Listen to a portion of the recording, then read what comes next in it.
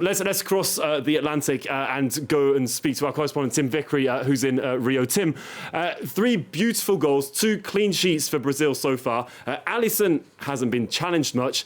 It isn't just the forwards who are working hard, is it? No, and I think the coach will be absolutely delighted at the defensive solidity. You can't win the World Cup in the group phase, but you can lose it. And Brazil, they don't look in much trouble at all.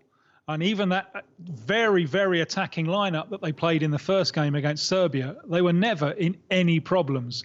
Today's game were harder. The opponents were better. It's a good Swiss side. A Swiss side who, there were 1 or 2 little moments of panic in the Brazil defence, but Brazil were always in control. And the question became, could they break down the Swiss? Could they break down a very disciplined, well-organised side without Neymar? It's hard to think of Neymar as the uncle, all right, the footballing uncle, a kind of footballing Jacques Tati of this young group of Brazil strikers. But that's what he is. And without him, the youngsters had to grow up, had to show some responsibility. And it was hard work. And in the end, they needed to throw bodies forward from deeper. It was the midfield anchorman, Casemiro, of course, who scored that goal. But I think one of the big bonuses that they have from these 2 games is that Vinicius Jr. is now consolidated as a Brazil player. He hadn't had an easy time in the national team going into the tournament. He hadn't really found his feet. Rafinha on the other wing had looked much better in a Brazil shirt than Vinicius. But Vinicius has come through these 2 games extremely well. He is now a consolidated Brazil star, as well as a star with Real Madrid. Yeah, definitely. You speak of Neymar and his absence, of course. He's expected, if I'm right, to return for the knockout stage. But if he doesn't, if his ankle doesn't get better, do you think Brazil will be all right going forwards, considering what we've seen from them tonight without him?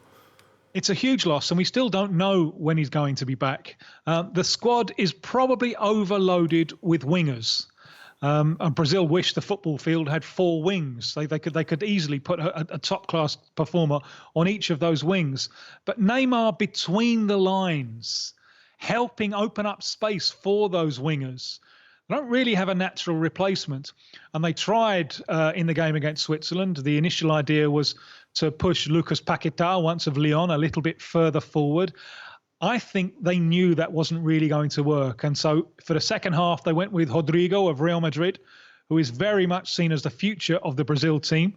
Has that future arrived a little bit too early? But it was a really good workout.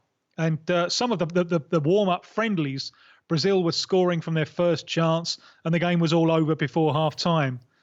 With those 3 points in the bag from the first game, they could afford to suffer a little bit. And the coach will have enjoyed immensely the fact that his players didn't lose patience, stuck to their task, never overcommitted, kept their defensive solidity, and in the end found a solution to win the game.